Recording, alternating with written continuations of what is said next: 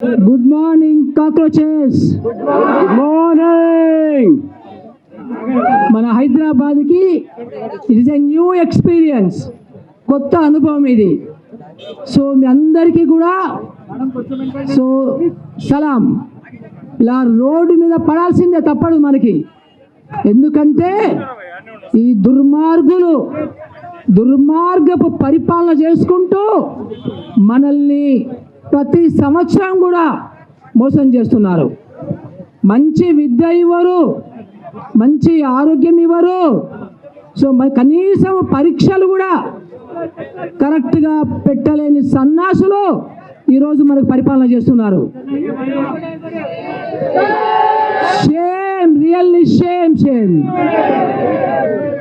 మనకు తెలియని విషయం ఏంటంటే ఈ ఒక్క సంవత్సరమే లీక్ అయిందని అనుకుంటున్నాం పేపర్లు. మనము కాదు, ప్రతి సంవత్సరం కూడా లీకులు అవుతున్నవి. దీనికి ప్రధాన కారణం ఏంటి? ఒకటి, దరిద్రపు పరిపాలన, లంచగొండితనం, ఒక మూర్ఖుల క్యాబినెట్ ఇది.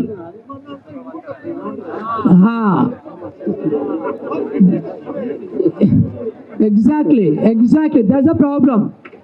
సో ఈరోజు మనము పేర్లు తీసుకోవాలా తీసుకోవద్దా? దుర్మార్గపు పేర్లు తీసుకోవాలా వద్దా? దుర్మార్గుడు నంబర్ 1 ఎవరు? నంబర్ 1 దుర్మార్గుడు ఎవరు? మోడీ. या सन्नासी धर्मेंद्र प्रधान अच्छा है, so उनको हटा सकते. Who is not doing that? So Modi is protecting him. So Modi is protecting not only him, దేశ ద్రోహులందరినీ కూడా ప్రొటెక్ట్ చేస్తున్నాడు. ప్రతి దేశద్రోహిని ప్రొటెక్ట్ చేస్తున్నాడు. ఈరోజు ఈ దేశము ఎంత సంపద ఉంది, ఈ సంపదతోని మనకి ఇన్ని కష్టాలు అవసరమా? మనకు ఉద్యోగాలు లేని ఇలాంటి ఒక పరిస్థితి అవసరమా? ఒక నాణ్యమైన విద్య ఇవ్వలేని పరిస్థితి అవసరమా? ఈ సంపద అంతా ఎక్కడికి పోతుంది? ఆదాని సంపదను ఎక్కడ పెట్టుబడి పెడుతున్నాడు? ఎక్కడెక్కడో పెడుతున్నాడు. మనకు అంతు చిక్కటం లేదు. ఈ సంపద అంతా ఎక్కడికి పోతుంది? ఆ సంపద వలన మన యొక్క బతుకులు బాగుపడాలి, మన యొక్క విద్య, స్కిల్స్, నిరుద్యోగం నిరూపించాలి. కానీ ఈ దుర్మార్గులు ఏం చేస్తున్నారు? ఈ సంపదని ఎక్కడికడికో తీసుకుపోతున్నారు. దుబాయ్ తీసుకుపోతున్నారు, అమెరికా తీసుకుపోతున్నారు, మొత్తం 150 దేశాలకు తీసుకెళ్ళి అసలు ఈ సంపదని ఎక్కడ తీసుకెళ్తున్నారో అర్థం కాని పరిస్థితి మనం చేస్తున్నారు. ఈ మోడీ 12 సంవత్సరాలు పరిపాలన చేసిన తర్వాత అంటారు అందరూ, మోడీ భక్తులు, అంధ భక్తులు ఏమంటున్నారు? బ్రహ్మాండంగా అభివృద్ధి చెందుతుంది దేశం అంటున్నారు. మీరు చూడండి, ఈ రాష్ట్రంలో, తెలంగాణ రాష్ట్రంలో మనకి సుమారుగా 26,000 గ్రామాలు ఉన్నవి. ఎక్కడన్నా ఒక్క గ్రామంలో అయినా కానీ మోడీ కట్టించిన స్కూల్ కనబడుతుందా? 12 సంవత్సరాల్లో ఒక్క ఆసుపత్రినే కనబడుతుందా మోడీ కట్టించింది? ఒక్క పేదలకు ఒక ఇళ్ళనే కనబడుతుందా కట్టించింది? ఇంత దుర్మార్గం ఇది దుర్మార్గం మనిషి. ఇలాంటి వాళ్ళని మనము కాక్రోచ్ అంటారా? మీకు ఎంత ధైర్యం మమ్మల్ని అంటే? మీ జడ్జిలు, మీ అధికారులు, మీ ఎలక్షన్ కమిషను, మీరందరూ ఒక ముఠా, ఒక దొంగల ముఠా ఇది. ఈ దొంగల ముఠా మనల్ని, దేశంలో ఉన్నటువంటి 40 కోట్ల యువతని కాక్రోచెస్ అంటారు. మీరు ఎంత ధైర్యంగా మీకు? సో వీళ్ళని ఒక రోజు మనము వీళ్ళని లాగాల బయటికి రోడ్ల మీదకి. ఎందుకంటే ఎన్ని రోజులు మోసం చేస్తారు, ఎన్ని సంవత్సరాలు మోసం చేస్తారు. ఇంత సంపదని మాకు దక్కకుండా మీరు తమాషాలు ఆడుతున్నారా? సో అందుకని మనము బయటికి రావాలి ఈరోజు.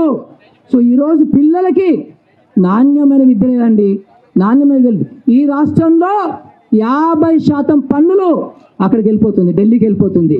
మరి 50% పోయినప్పుడు మరి 50% ఆసుపత్రులు, 50% స్కూళ్ళు, 50% రోడ్లు, 50% నిరుద్యోగము సాల్వ్ చేయడము, ఇవన్నీ చేయాలి కదండి.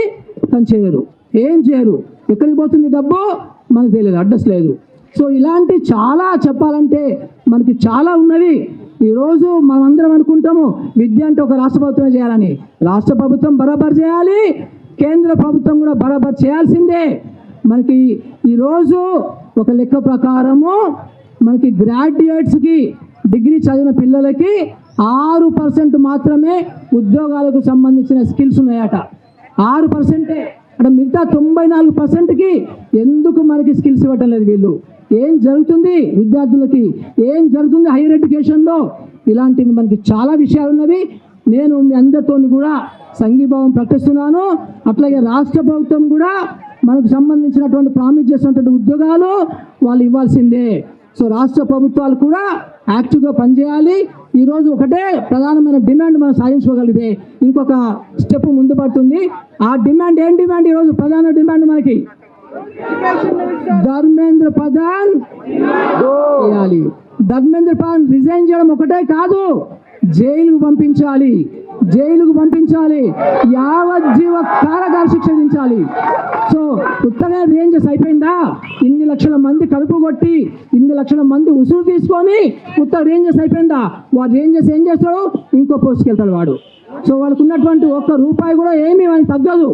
సో అందుకని రిజగ్నేషన్ ఒకటే కాదు, వాడిని జైలు పంపాలి. యావజ్జీవ కారాగార శిక్షతోని జైలు పంపాల్సిన అవసరం ఉంది. మీ అందరికీ కూడా మేమందరం మాలాంటి వాళ్ళము మద్దతు ఇస్తాము.